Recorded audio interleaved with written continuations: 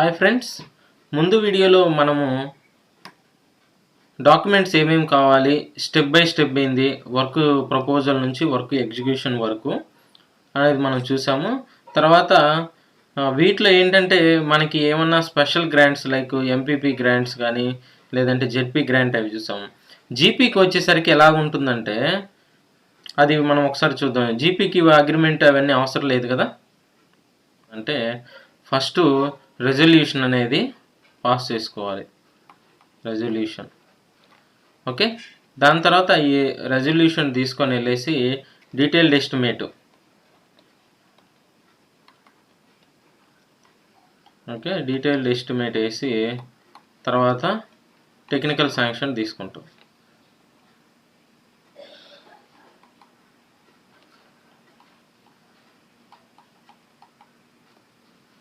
అర్థమవుతుందా?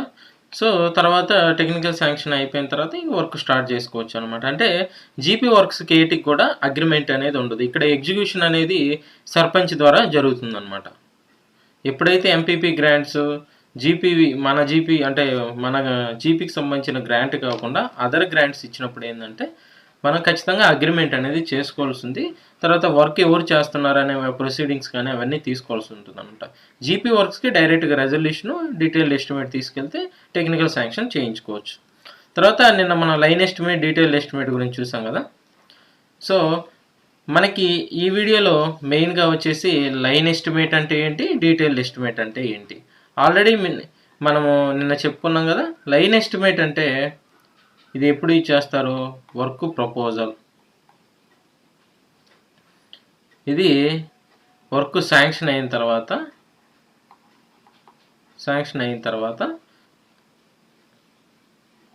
అంటే ఇది అడ్మినిస్ట్రేటివ్ శాంక్షన్ అయిపోయి ఉంటుంది టెక్నికల్ శాంక్షన్ కోసం. ఓకే, అయితే ఈ లైన్ ఎస్టిమేట్ గురించి ఫర్దర్గా డీటెయిల్ ఎస్టిమేట్ గురించి ఫర్దర్గా చూద్దాం. Welcome back to our YouTube channel Telugu construction engineer. ఇంకా ఎవరైనా మన ఛానల్ని సబ్స్క్రైబ్ చేసుకోకపోతే తప్పకుండా సబ్స్క్రైబ్ చేయండి. మరిన్ని ఇంట్రెస్టింగ్ వీడియోస్ కోసం మా యొక్క ఛానల్ని ఫాలో అవ్వండి. లైన్ ఎస్టిమేట్ అనమాట. లైన్ ఎస్టిమేట్ని ఇంకొక విధంగా ఏమంటామంటే అప్రాక్సిమేట్ ఎస్టిమేట్.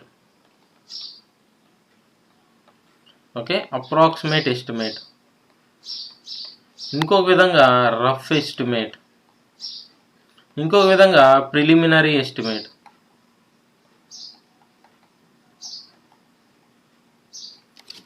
సో ఈ విధంగా డిఫరెంట్ నేమ్స్తో పిలవడం జరుగుతుంది. అసలు ఇది ఎందుకు వేస్తామంటే ఏదైనా ఒక వర్క్ మనకి శాంక్షన్ కావాలనుకున్నప్పుడు ఫైనాన్షియల్ ఆస్పెక్ట్లో ఎంత అమౌంట్ అవసరం అవుతుంది, ఏం వర్క్ అనేది మన ఈ లైన్ ఎస్టిమేట్లో డీటెయిల్స్ అనేది సబ్మిట్ చేయాల్సి ఉంటుంది అనమాట. తర్వాత ఈ లైన్ ఎస్టిమేట్లో కూడా డిఫరెంట్ మెథడ్స్ అయితే ఉన్నాయి. For example plinth area method అంటే ఫర్ ఎగ్జాంపుల్ బిల్డింగ్ అనుకోండి, టోటల్ ప్లింత్ ఏరియా ఎంత. ఓకే, టోటల్ ప్లింత్ ఏరియా ఎంత, సపోజ్ 200 అనుకోండి. సరే 200 అంటే మరీ తక్కువగా ఉంటుంది కాబట్టి ప్లింత్ ఏరియా 800 అనుకోండి. సో కన్స్ట్రక్షన్కి ప్లింత్ ఏరియా ఒక ఎస్ఎఫ్టీకి ఎంత ఉంటుంది, ఓకే, దాన్ని బట్టి అనమాట. ఫర్ ఎగ్జాంపుల్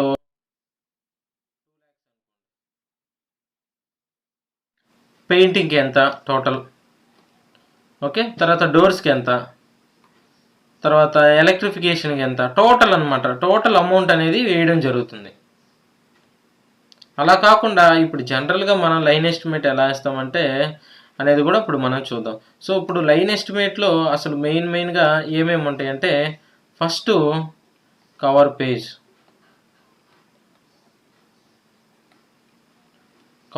ఉంటుంది.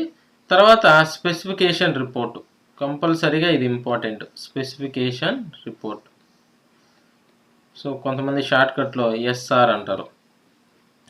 దాని తర్వాత లైన్ ఎస్టిమేట్ అనమాట. లైన్ ఎస్టిమేట్ అంటే ఎస్టిమేట్ అనేది ఉంటుందన్నమాట. దాని తర్వాత ఇంకా మనం ఏమీ కూడా పెట్టాల్సిన అవసరం లేదు, ఇవే మెయిన్. సో ఈ కవర్ పేజీలో ఏమేమి ఉంటుందంటే మనకి వర్క్ నేమ్ ఉంటుంది, తర్వాత ఎంత అమౌంట్ అనేది ఉంటుంది, మన యొక్క విలేజెస్ అవన్నీ డీటెయిల్స్ ఉంటాయి. స్పెసిఫికేషన్ రిపోర్ట్లో ఏముంటుంది? మెయిన్గా స్పెసిఫికేషన్ రిపోర్ట్ అనేది ఇంపార్టెంట్. స్పెసిఫికేషన్ రిపోర్ట్లో స్పెసిఫికేషన్ అంటే ఆ వర్క్కి లో ఏమేమి ఐటమ్స్ ఉంటాయి, వర్క్ ఎందుకు ఏంటి అనేది క్లియర్గా ఈ స్పెసిఫికేషన్ రిపోర్ట్లో ఉండాలి. For example line estimating specification report అనేది ఏమేమని మెన్షన్ చేస్తామంటే ఆ వర్క్ మనకి ఎందుకు అవసరం అవుతుంది, దేనివల్ల మీరు ఆ వర్క్ని ప్రపోజల్ పెట్టాలనుకుంటున్నారు అనే విషయాన్ని క్లియర్గా మనం మెన్షన్ చేయాల్సి ఉంటుంది. ఫర్ ఎగ్జాంపుల్ ఒక సీసీ రోడ్డు ఏదైతే ఉందో దాన్ని మనం వర్క్ ప్రపోజల్ పెట్టాలనుకోండి. అప్పుడు మనం ఏమని పెట్టాలి అంటే అసలు మీరు సీసీ రోడ్డు మీకు ఎందుకు అవసరం, ఏంటి ప్రాబ్లం అనేది మెన్షన్ చేయాలి. అంటే ఫర్ ఎగ్జాంపుల్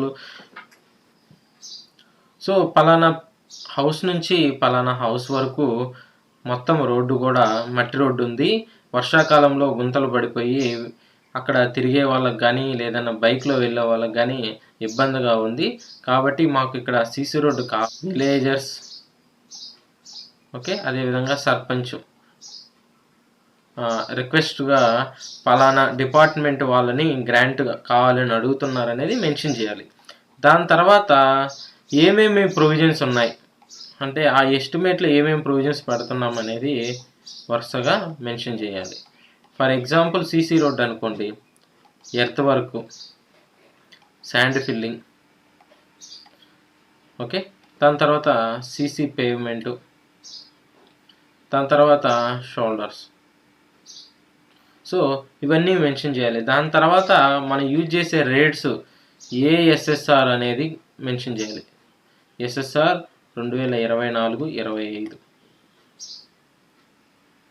అర్థమవుతుందా? ఈ విధంగా స్పెసిఫికేషన్ రిపోర్ట్ అనేది ప్రతి ఒక్కరు ఒకసారి చూడండి అసలు ఏంటి అనేది ఖచ్చితంగా ఉండాలి. ఆ స్పెసిఫికేషన్ రిపోర్ట్ చూడగానే తెలిసిపోవాలన్నమాట వర్క్ ఎందుకు ప్రపోజల్ పెడుతున్నారు. ఇప్పుడు ఇక్కడ సీసీ రోడ్డు ఓకేనా, లేదంటే నెక్స్ట్ వచ్చేసరికి మనకి డ్రైన్ కావాలన్నప్పుడు దానికి ప్రపోజల్లో ఏమని పెట్టాలి, ఎందుకు అవసరం అవుతుంది అనేది పాయింట్ గుర్తుపెట్టుకొని అది పెడితే సరిపోతుంది అనమాట.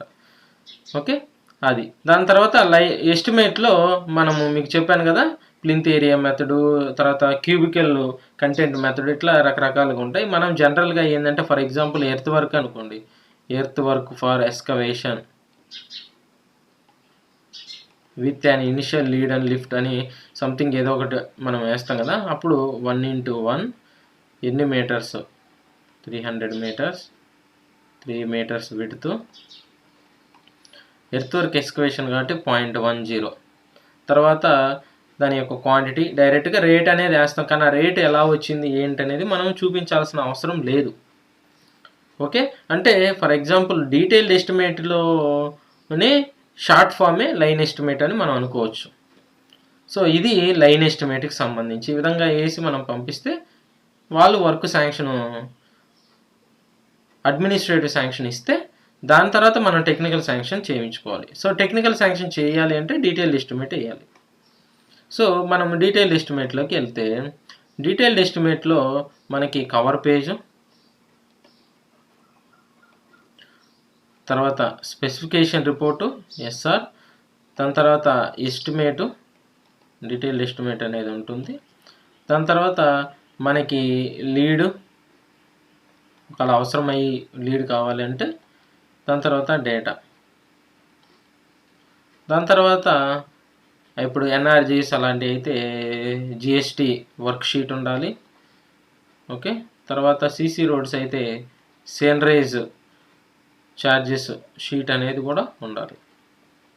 అర్థమవుతుందా?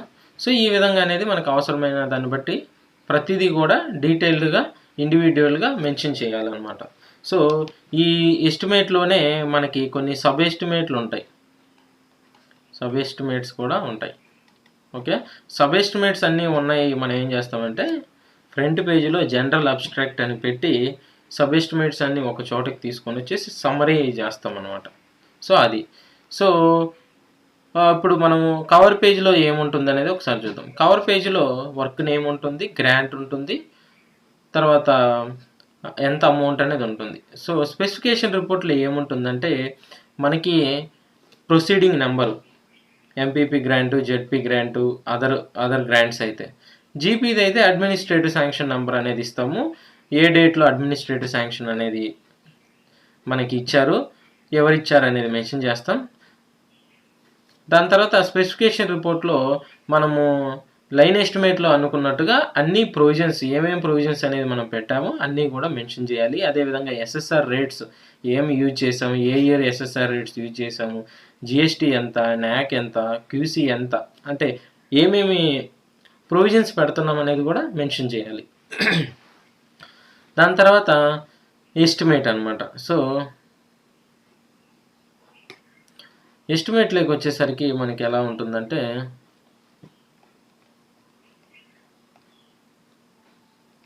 సో ఎస్టిమేట్లోకి వచ్చేసరికి ఒక్కొక్క వర్క్ ఉంటుంది. ఎర్త్ వర్క్, శాండ్ ఫిల్లింగ్, మొత్తం డీటెయిల్గా 1:1, ఓకే, ఎంత కావాలి, ఎంత క్వాంటిటీస్ అనేది మెన్షన్ చేసుకోవాలి. తర్వాత సీసీ పేమెంటు, దాని యొక్క పూర్తి డిస్క్రిప్షన్ ఉండాలి, నేను మీకు రఫ్గా చెప్తున్నాను. తర్వాత షోల్డర్స్, ఓకే, ఇక్కడ మనకి సమ్ అమౌంట్ అనేది రావడం జరుగుతుంది. దానికి సబ్ టోటల్ అనేసి ఒక అమౌంట్ వస్తుంది, అది మనకి వాల్యూ ఆఫ్ వర్క్ అనమాట. దానికి మళ్ళీ మనం ఏం చేస్తాము, జిఎస్టీ 18%, క్యూసీ 0.5%, ఇవి కంపల్సరీ అనమాట వర్క్ను బట్టి.